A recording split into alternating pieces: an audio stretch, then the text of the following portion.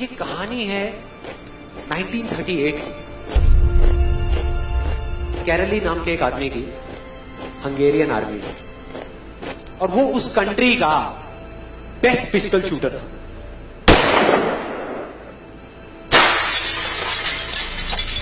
जितनी भी national championships हुई थी उस कंट्री में, उसको वो जीत चुका था। और सबको ऑलमोस्ट कंफर्म था कि 1940s में जो ओलंपिक्स होने वाले हैं उसमें गोल्ड मेडल कैरली को ही मिलेगा। और उसने सालों से ट्रेनिंग करी थी। उसका एक ही सपना था, एक ही फोकस था कि मुझे अपने इस हाथ को दुनिया का बेस्ट शूटिंग हैंड बनाना है, बेस्ट बनाना है, बेस्ट बनाना है। और वो कामयाब हो गया, उसने बना लिया बेस्ट शूटिंग हैंड। सिर्फ 2 साल का फर्क था। 1938 में एक आर्मी का ट्रेनिंग कैंप चल रहा था। क्योंकि वो आर्मी में था तो एक एक्सीडेंट हो गया। उसके उसी हाथ में जिससे उसने गोल्ड मेडल जीतना था, उसमें एक हैंड ग्रेनेड फट गया और वो हाथ चला गया। जो उसका सपना था, जो फोकस था, सब खत्म।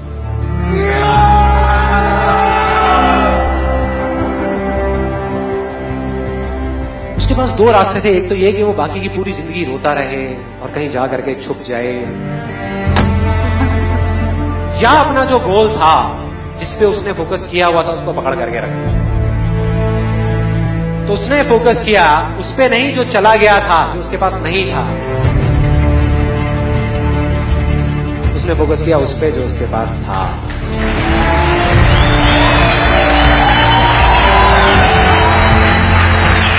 जो उसके पास था। और क्या था उसके पास में? एक लेफ्ट हैंड, एक ऐसा हाथ जिससे वो लिख तक नहीं सकता था। 1 महीने तक उसका हॉस्पिटल में इलाज चला इस हाथ के लिए। और सही 1 महीने बाद अपनी ट्रेनिंग शुरू कर दी इस हाथ की।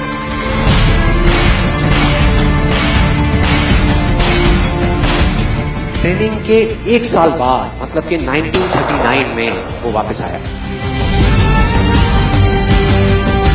नेशनल चैंपियनशिप्स हो रही थी वहीं पे हंगरी में, और बाकी भी बहुत सारे पिस्टल शूटर्स थे वहां पर।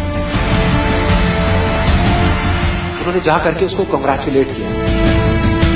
कहा कि यार देखो, ये होता है जज्बा, ये होती है स्पोर्ट्समैन स्पिरिट, कि इतना सब कुछ होने के बाद भी तुम यहां पर आए हो हमको देखने के लिए और हमारा हौसला बढ़ाने के लिए।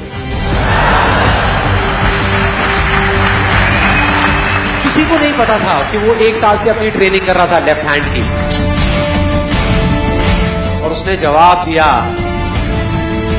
मैं यहां पर तुम्हारा हौसला बढ़ाने नहीं आया, तुम्हारे साथ कॉम्पीट करने आया हूं, तुमसे लड़ने आया हूं, तैयार हो जाओ। और कंपटीशन हुआ। बाकी सब वहां पर जितने भी लोग थे वो कॉम्पीट कर रहे थे अपने बेस्ट हैंड से। ये कॉम्पीट कर रहा था अपने ओनली हैंड से। ओनली हैंड से। कौन जीता? The man with the only hand, Kairali जीत गया। लेकिन वो यहां नहीं रुका। उसका गोल क्लियर था कि मुझे इस हाथ को इस कंट्री का नहीं, इस पूरी दुनिया का बेस्ट शूटिंग हैंड बनाना है। उसने अपना सारा फोकस उठा करके डाला 1940 पे, जब ओलंपिक्स होने वाले थे। लेकिन 1940s के ओलंपिक्स कैंसिल हो गए वर्ल्ड वॉर की वजह से।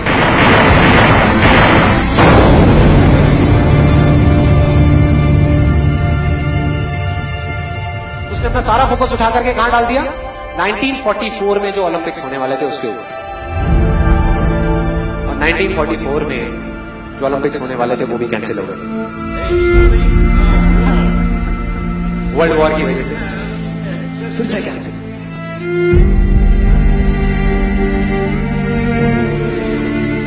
उसने अपना सारा फोकस उठा करके डाल दिया 1948 के ओलंपिक्स में। 1938 में उसकी एज थी 28 साल। 1948 में उसकी एज हो चुकी थी 38 इयर्स। और जो यंगर जो प्लेयर्स आते हैं निकल करके, उनसे कॉम्पीट करना मुश्किल होता चला जाता है। लेकिन मुश्किल नाम का ये वर्ड था ही नहीं उसकी डिक्शनरी में। वो गया, पूरे वर्ल्ड के बेस्ट शूटर्स आए हुए थे जो अपने बेस्ट हैंड से कॉम्पीट कर रहे थे, और ये अपने ओनली हैंड से कॉम्पीट कर रहा था। और कौन जीता? The man with the only hand.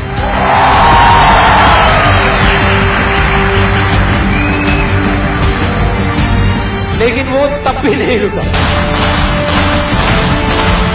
1952 Olympics, दोबारा कॉम्पीट किया उसने, और इस बार गोल्ड मेडल कौन जीता? गैरल ली। 4 साल बाद दोबारा से, और पूरी की पूरी हिस्ट्री को बदल करके रख दिया ओलंपिक्स। इस पर्टिकुलर कंपटीशन में उससे पहले किसी भी एथलीट ने लगातार 2 गोल्ड मेडल्स नहीं जीते।